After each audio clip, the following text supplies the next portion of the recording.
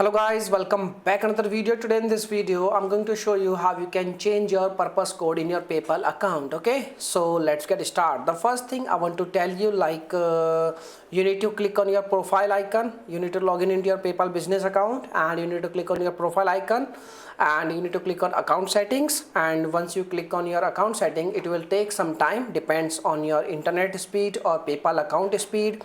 And once you get this window, you need to see, or you can say you need to navigate payment preferences. And once you click on payment preferences, you will see on your, you can say right side window, purpose code. Okay, you need to click on manage, and once you click on manage, you will see over here there are lots of purpose code available in this option. You can select anyone which is suitable for your category and all. So once you select any, you can say purpose code, and simply save it. Okay, and by using this method you can easily change your purpose code of PayPal account. Okay, so if you are facing any issue, you can make a comment. I will reply very soon, and thanks for watching this video. Bye bye.